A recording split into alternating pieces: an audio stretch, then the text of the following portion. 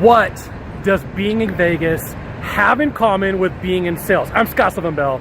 It's November 5th, 2017, 3:25 in the afternoon here in Las Vegas, Nevada. Perfect day to talk about sales. It's always a good day to talk about sales.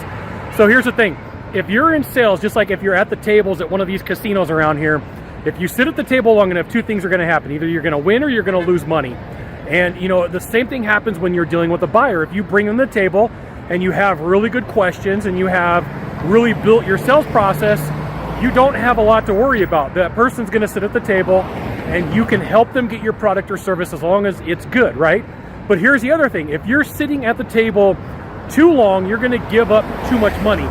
If you don't have the sales skills, if you don't have the capability, if you don't know what you're doing. And I see a lot of salespeople struggle with this, where they're trying to make a deal happen and they sit at the table for a really long time and they give discount after discount after discount, excuse me, without getting any type of commitment in return from the buyer.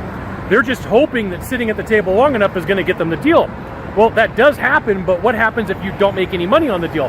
What happens if you discount so much that that buyer knows that you sitting at the table too long makes you desperate? So there's two things you need to know. One, if you sit at a table long enough, someone's going to win. And in your case, it could be you as a salesperson. In the buyer's case, it could be them.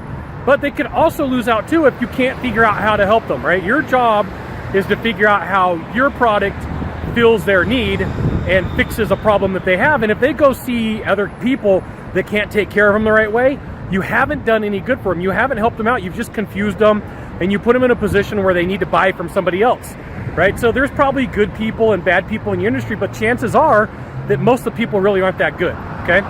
So two things. If you sit at the table long enough, a deal can happen, and you may give up everything possible to make that deal happen.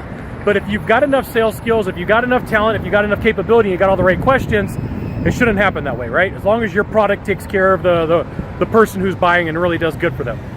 So there you go. Sometimes you win, sometimes they win. It happens.